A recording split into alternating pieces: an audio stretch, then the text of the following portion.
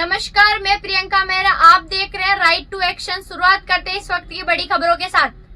यह हमारे लिए गौरवशाली है कि इस देश ने आजादी के अमृत महोत्सव वर्ष के उपरांत अमृत काल के प्रथम वर्ष में 3 नए कानून, जिनकी धारणा ही न्याय है, उसे लागू किया है।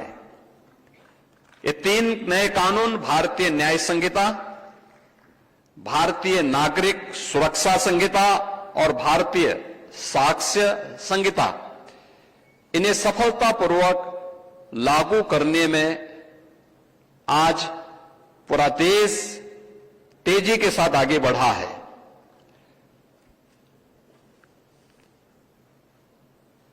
रूल ऑफ लॉ, यह बेंच और बार के बेहतरीन समन्वय से ही आगे बढ़ सकता है। जब हम बेंच की बात करते हैं तो यह सामान्य रूप से एक आम मानविकी के विवेक का प्रतीक है, और बार हम सबकी संवेदना का। ये विवेक और संवेदना में जब समन्वय होता है, तब हम रूल ऑफ लॉ की परिकल्पना को साकार मूर्ति रूप के रूप में, उसको मूर्त रूप से देख पाते हैं।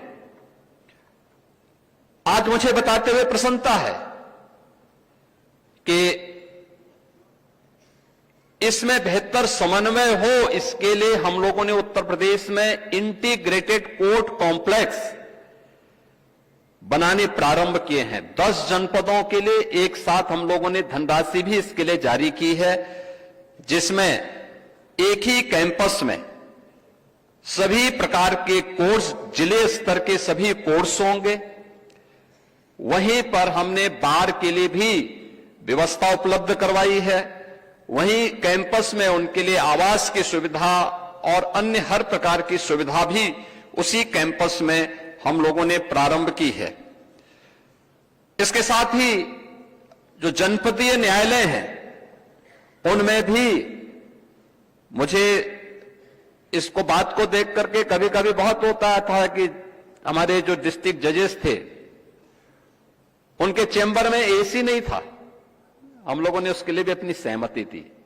आज यह लग्जरियस आइटम नहीं, बल्कि आज की आवश्यकता बन गई है, और वहां पर कम से कम बार और बेंच के बीच में बेहतर समन्वय हो। अगर बार का कभी गुस्सा भी आए तो वह बेंच उस एसी की ठंड से उस गर्मी को थोड़ा शांत करने में मदद कर सके। तो इसके लिए इन सभी सुविधाओं को वहां पर देने का कार्य किया गया है, और डिजिटल डिपोजिशन राइटर की व्यवस्था भी हम लोगों ने वहां के लिए स्वीकृति दी है।